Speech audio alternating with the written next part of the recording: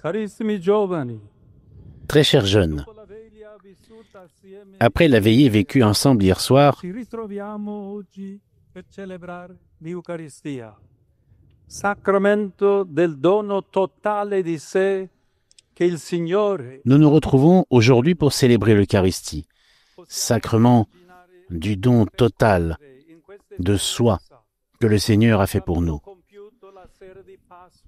Nous pouvons imaginer revivre dans cette expérience le chemin parcouru le soir de Pâques par les disciples d'Emmaüs.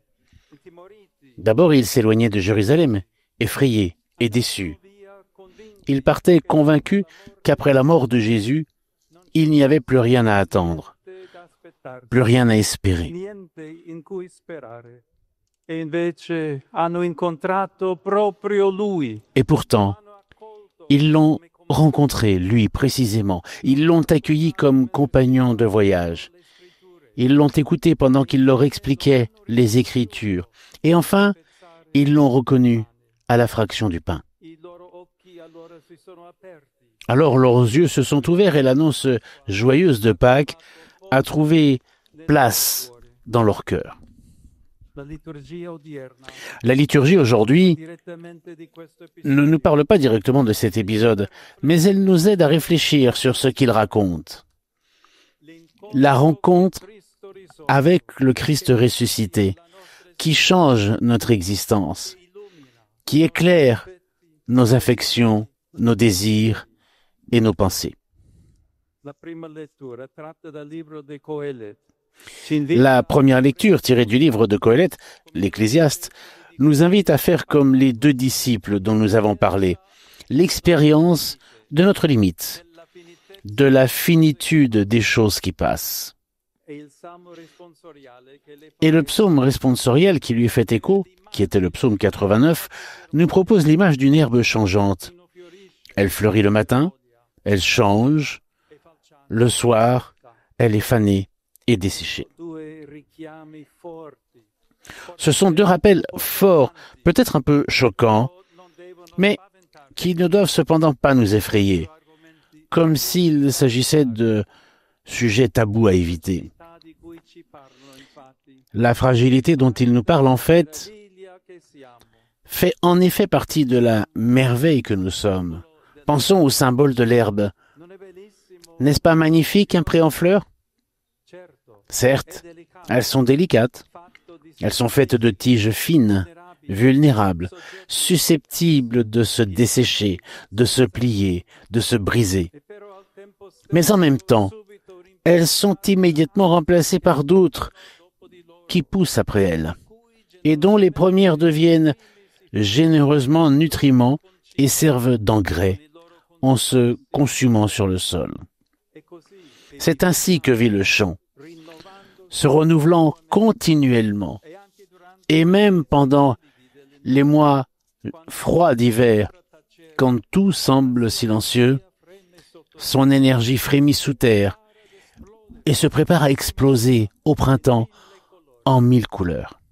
noi pure, cari amici, Nous aussi, chers amis, fatti così, nous sommes faits ainsi. fatti per questo, Nous sommes faits pour cela. non per una Non pour une vie où tout est acquis et immobile, mais pour une existence qui se régénère constamment dans le don, nel dono, dans l'amour. amore. E così Et ainsi, nous aspirons continuellement à un plus che nessuna realtà qu'aucune réalité créée ne peut nous donner. sentiamo una Nous ressentons une soif si grande et si brûlante qu'aucune boisson de ce monde ne peut l'étancher. di fronte ad essa Face à cette soif, nostro cuore. ne trompons pas notre peur en essayant de l'apaiser avec des substituts inefficaces. Ascoltiamola piuttosto. Facciamone uno sgabello su cui salire per affacciarci. Écoutons-la plutôt. Faisons-en un tabouret sur lequel nous pouvons monter pour nous pencher comme des enfants sur la pointe des pieds à la fenêtre de la rencontre avec Dieu. Nous nous trouverons face à lui qui nous attend et même qui frappe gentiment à la vitre de notre âme. Spalancargli il cuore. Et il est beau, même à 20 ans, de lui ouvrir grandement le cœur, de le laisser y entrer, pour ensuite nous aventurer avec lui vers les espaces internels de l'infini. Saint Augustin, en parlant de sa recherche intense de Dieu, se demandait « Quel est donc l'objet de notre espérance? Est-ce la terre? Non. Est-ce quelque chose qui vient de la terre, comme l'or, l'argent, l'arbre, la moisson, l'eau? Ces choses plaisent. Elles sont belles. Elles sont bonnes. » Et il concluait « Cherche celui qui les a faites. C'est lui ton espérance. » Puis, repensant au chemin qu'il avait parcouru, il priait en disant « Toi, Seigneur, tu étais au-dedans, et moi, au-dehors, c'est là que je te cherchais. Tu as appelé, tu as crié, tu as brisé ma surdité, tu as brillé, tu as resplendi, et tu as dissipé ma cécité. J'ai respiré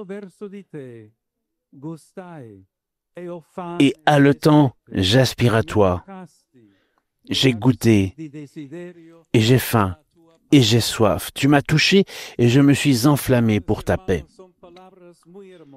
Ce sont de très belles paroles qui rappellent ce que le pape François disait à Lisbonne. Et vous l'entendez, Léon Contu continue en espagnol.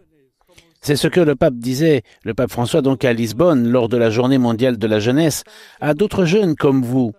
Chacun est appelé à se confronter à de grandes questions qui n'ont pas une réponse simple ou immédiate, mais qui invitent à accomplir un voyage, à se dépasser, à aller plus loin. Un décollage sans lequel il n'y a pas de vol. Ne nous alarmons pas alors si nous nous trouvons assoiffés de l'intérieur, inquiets, inachevés, avides de sens et d'avenir. Ne soyons pas malades, soyons vivants. Et en anglais maintenant. Il y a une question qui brûle dans notre cœur, un besoin de vérité que nous ne pouvons ignorer, qui nous amène à nous demander qu'est-ce vraiment que le bonheur? Quel est le véritable goût de la vie? Qu'est-ce qui nous libère des marécages de l'absurdité, de l'ennui et de la médiocrité? Ces derniers jours, vous avez vécu de nombreuses expériences enrichissantes. Vous avez rencontré des jeunes de votre âge venus de différentes parties du monde, appartenant à différentes cultures.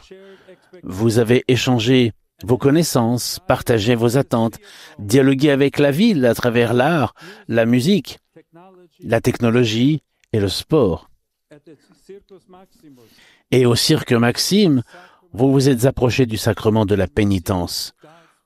Vous avez reçu le pardon de Dieu et vous avez demandé son aide pour mener une vie bonne.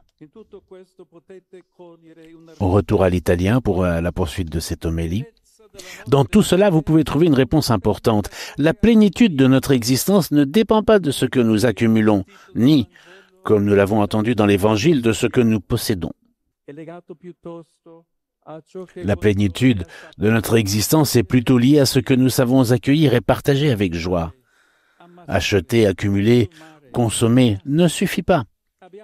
Nous avons besoin de lever les yeux, de regarder vers le haut, vers les réalités d'en haut, pour nous rendre compte que tout a un sens parmi les réalités du monde, dans la mesure uniquement où cela sert à nous unir à Dieu et à nos frères, dans la charité, en faisant grandir en nous des sentiments de tendresse et de compassion, de bonté, d'humilité et de douceur, de pardon, de paix, comme ceux du Christ. Et dans cette perspective, nous comprendrons toujours mieux ce que signifie « l'espérance ne déçoit pas », puisque l'amour de Dieu a été répandu dans nos cœurs par l'Esprit Saint qui nous a été donné. Très chers jeunes, notre espérance, c'est Jésus. C'est lui, comme le disait Saint Jean-Paul II, qui suscite en vous le désir de faire de votre vie quelque chose de grand, pour vous rendre meilleur, pour améliorer la société, en la rendant plus humaine et plus fraternelle. Restons unis à lui, restons dans son amitié, toujours, en la cultivant par la prière, l'adoration, la communion eucharistique, la confession fréquente, la charité généreuse, comme nous l'ont enseigné les bienheureux Pier Giorgio Frassati et Carlo Acutis, qui seront bientôt proclamés saints. Ce sera effectivement le 7 septembre prochain. Aspirez à de grandes choses, à la sainteté, où que vous soyez. Ne vous contentez pas de moins. Vous verrez alors grandir chaque jour en vous et autour de vous la lumière de l'Évangile. Je vous confie à Marie, la Vierge de l'Espérance, avec son aide, en retournant dans les prochains jours dans vos pays, dans toutes les parties du monde, continuez à marcher avec joie sur les traces du Sauveur et contaminez tous ceux que vous rencontrez avec votre enthousiasme et le témoignage de votre foi. Bonne route.